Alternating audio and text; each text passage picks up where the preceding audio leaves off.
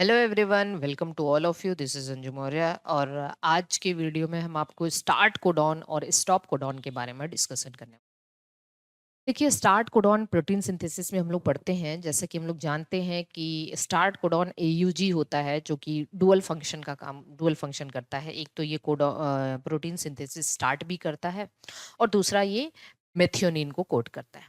अब देखते हैं कि एयूजी प्रोकैरियोट में भी स्टार्ट कोडॉन और यूकैरियोट में भी स्टार्ट कोडॉन की तरह काम करता है।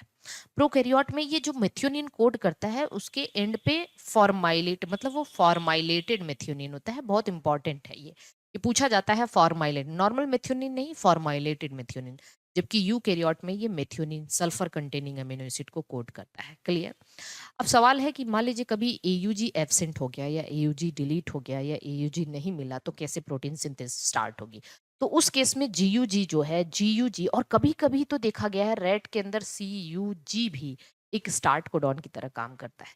तो जीयूजी तो एकदम याद रख लेना। अगर मान लो कि कभी अपार्ट फ्रॉम जीयूजी पूछ रहा है तो सीयूजी उस वक्त याद रख लेना। नॉर्मली ये वेलिन को कोड करता है, लेकिन अगर एयूजी एब्सेंट हो गया तो GUG act as start codon and code for methionine. उस वक्त ये मेथियोनिन को कोड करेगा, याद रख लेना। तो जीयूजी का दो फंक्शन हो गया ना। नॉर्मली ये वेलिन को कोड करता है, लेकिन अगर जो है स्टार्ट कोडॉन की तरह काम किया, तब ये मेथियोनिन को कोड करेगा। अगला है, हम लोग देखते हैं स्टॉप कोडॉन। देखिए, स्टॉप कोडॉन को टर्मिनेशन कोडॉन या नॉनसेंस कोडॉन भी कहा जाता है। तीन स्टॉप कोडॉन होते हैं, यूएजी, यूएए और यूजीओ, है ना, सॉरी यूजीए, है ना। अब हमको बस इतना याद रखना है। हम इसको ऐसे याद रखते हैं कि आग, अंबर में आग है, अंबर में आग है। देखो, इसको अंबर कहा जाता है, अंबर। और इसको ओकर कहा जाता है, इसको ओपल कहा जाता है। हम बस इतना याद रखते हैं कि अंबर में आग है, अंबर में आग है, आग, आग, है ना। आग मतलब ये यूएजी।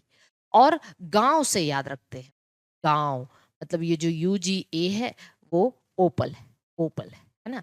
तो अंबर में आग है और गांव याद रख लीजिए, और बाकी यूएए ओकर। तो इस तरीके से ये कोड से आप इसको याद भी रख सकते हैं। आई होप कि आपको स्टार्ट कोडॉन और स्टॉप कोडॉन के बारे में अच्छे से समझ में आ गया होगा। ठीक है। और इसके बाद मिलते हैं हम लोग अगले वीडियो में। तब तक के लिए ऑल द बेस्ट। हाँ, अगली वीडियो में हम आपको थोड़ा सा एक इम्पॉर्टेंट सेशन बताएंगे, इम्पॉर्टेंट कॉन्सेप्ट बताएंगे, माइटोकॉन्ड्रिया का स्टार्ट और स्टॉप कोडॉन। याद रखिएगा, ये बहुत ही इंपॉर्टेंट है। तो मिलते हैं नेक्स्ट वीडियो में। तब तक के लिए all the best. Bye bye सभी।